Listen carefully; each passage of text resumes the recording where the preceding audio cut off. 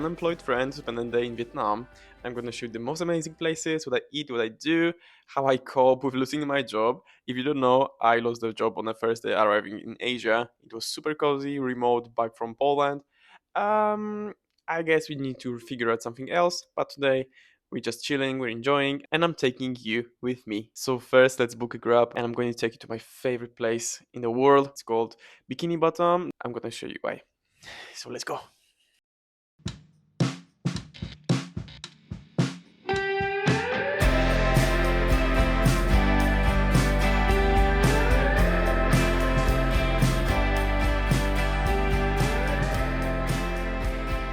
Let's start the day with one of my favorite places. It's called Bikini Bottom. This is the place that gets you the closest to home as it gets in Vietnam, especially the price wise. As you can see, the food is amazing. I love everything I ate here.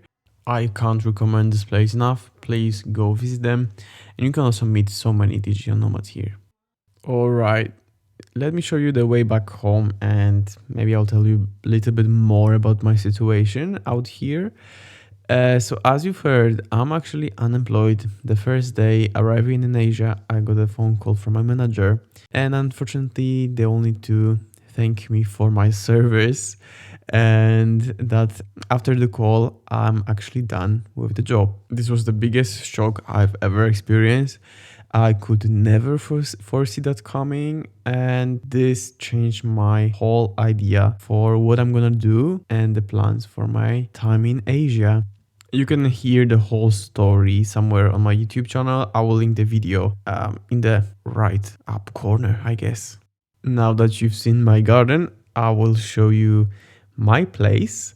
It's not big, but it's definitely worth what I'm paying for. Basically, it's like a studio room with my bed area, with my little private garden where I am drying my fresh laundry, with the like a living space, with a kitchen and a cute little bathroom. All right, I thought this is the perfect time now to work on something productive because right now outside it's super hot. I like to spend this time summer inside, and usually I spend it at home. And today I'm gonna be working on my other projects. And right now I'm having a couple clients. I'm mainly designing websites. I'm doing my best, and to be honest, I'm actually very proud of how the website looks like. I finished already one of them, and I'm learning so much. So let's see how I'm gonna do if I can scale it up and if I can make it happen. Let's do some work actually.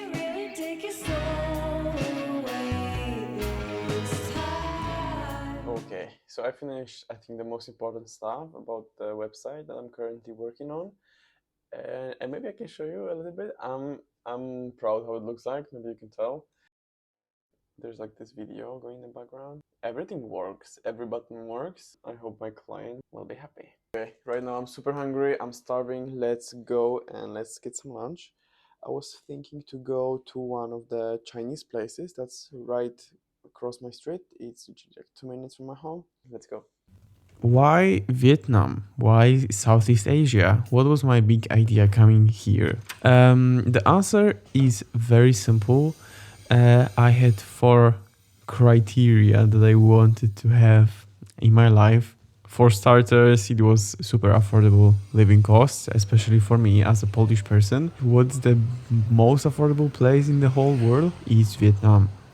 The second one was actually amazing weather and tropical climate. I've never been to a tropical place before, and Asia is a place to be.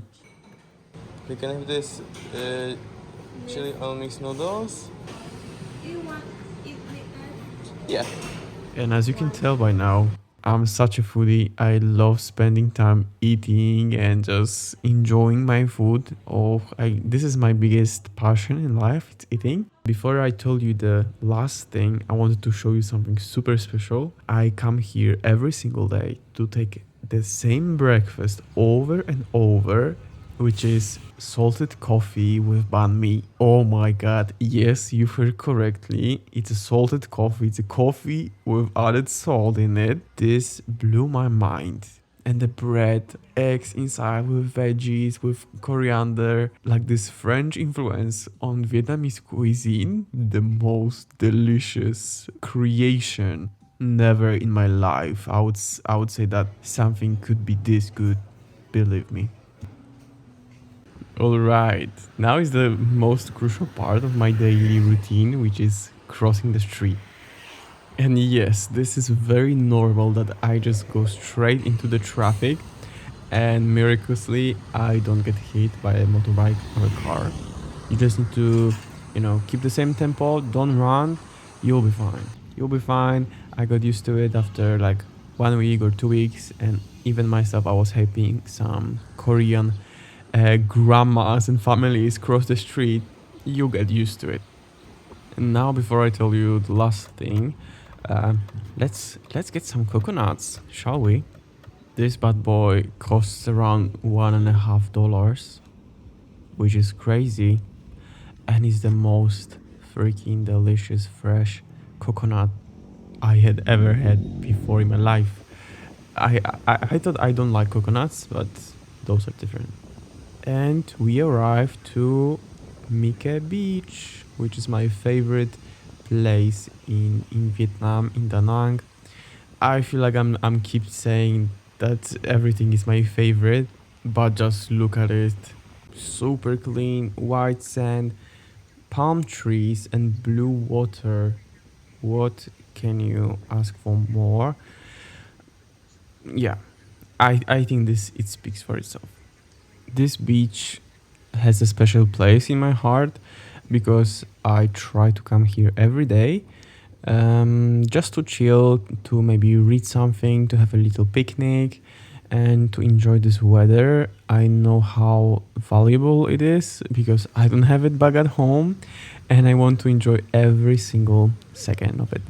As you can see right now, there's no one on the streets, on the beach, because actually Vietnamese people don't like to sunbathe. They prefer to stay covered. That's why probably you can spot some people wearing like long sleeves, skirts, and covering off whole faces, heads, and everything. They are actually not Muslim. They just want to hide from the sun, which was super surprising to me actually, because we love to sunbathe in Europe, right?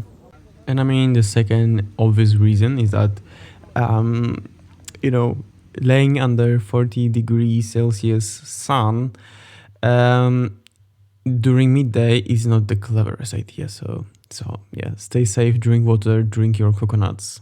So let me tell you maybe a little bit of the living costs out here, because that's probably what you'd be interested in. For a nice studio apartment in a very good area close to the beach, you can expect to pay something around $500 to $600. And for food, my budget is around $20 every day, but this is completely overkill in my opinion. You can get food for literally $1. So eating breakfast, lunch, dinner comes to around $500 to $600 also. If you're gonna stick to mostly local food, Vietnamese cuisine, you can go for $5 a day, for real. But if you want to eat a westernized, European, US style food, $20 is super comfortable budget. Okay, now we arrived in another coffee shop, in a Caribou food truck, Caribou Coffee. And this time I took matcha moi, which is matcha with this salted god-like cream that they put on the coffee, in the salted coffee. Vietnamese people know what they're doing, okay? Like, trust them with your life. Talking about trust in Vietnamese people, I want to show you something. I'm gonna take you for a grab ride. It was a life-changing moment. Okay, it's not that bad. You get used to it, and now enjoy the ride.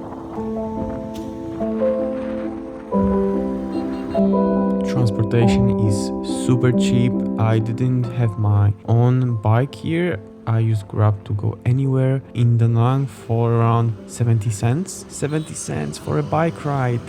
That is crazy. The day is slowly ending. I'm tired. We are back in my apartment, but I still want to visit one place. So let me refresh a little bit and super fast, and let's go to the gym.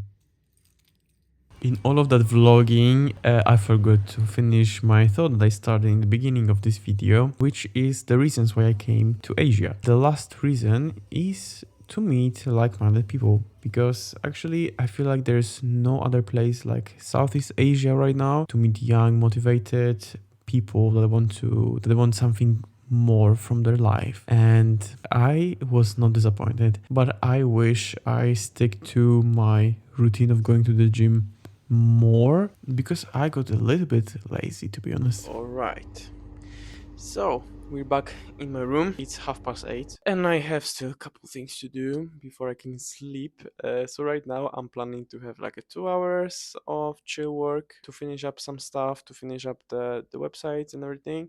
And I need to work on one of the projects for one of my clients. Should be fun. Should be quick. Like the 4 or 5 hours of work every day is actually enough for me. Finish most of the stuff. Plus, I don't count all the time I spent recording, and I'm gonna be like editing and everything. But I take it as a fun. Like I enjoy it, and I don't even think about this as a work for me. The last thing, 10:30 actually, I have a meeting from one of the jobs that I applied to. This is like a freelance position of a talent manager. I have a mixed feelings, to say the least, about this position, but I'm gonna give it a go and I'm gonna try. After that, maybe I'll watch something like a movie or just go to bed, because already I'm tired. I'm so tired. I'm like ready to go to sleep right now. I would really appreciate it if you can comment down below. You can like the video and subscribe. If you want to stick around, if you want to listen about how I'm figuring out my life, maybe you can get some inspiration and some courage to do some of your own stuff, because it's so worth it. You saw what a beautiful place I'm in, and I paid for it